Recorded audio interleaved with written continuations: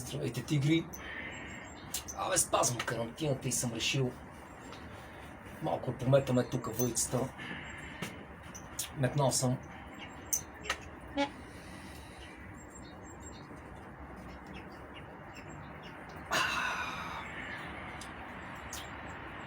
Това е. Заредил съм тук царевичка, това. Не съм идвал на това место, но ще го чакаме да видим. Докато чакам да куем да ви разкажем една история, при време отивам на риба на Инкьол с една мадама. Гледайте са такъв. Едно време бех голем играч. Лъжи ги много мадамите, сметите. Имам снимки във Фейсбука, между другото. И метнал съм пръчките. Захранил съм. И сме влезени в палатката, тя беше взела някаква книга. Някаква индийска книга, такава Сутра или какво е, не знам. И вече сме вътре, минали сме увода. Четеме, вече сме в изложението. И аз съм в една такава поза. Страхотна, всички мъже ще ме разберат. Страхотна поза. И точно в този момент чувам този звук. А този звук гали ухото на риболовеца. И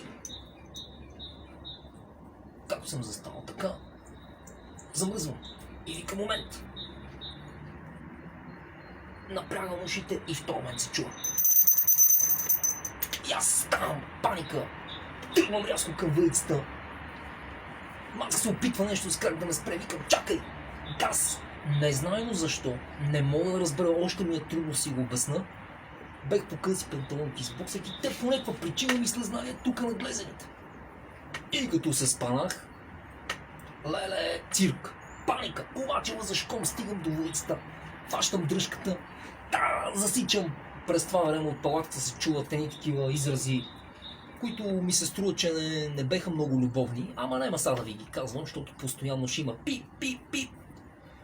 И почвам вече бора се валя. И както казват едни мои приятели, много големи мозовири от Брусън, Йони, Марти и Ивайло, вече рибата е пред мене, в ръцете ми направо. И само изведнъж. И избега. И си викам, тая риба ще да беше женска. И то някоя свекърва, да знаете. Хем избега и не можах да я гепим, хем имах грубото усещане, че няма да завършим Кама Сутра в палатката. Ама сега вече няма как да стане така. Жената е под карантина, любовницата са ме пратила в Лос-Анджелис. Спокойно.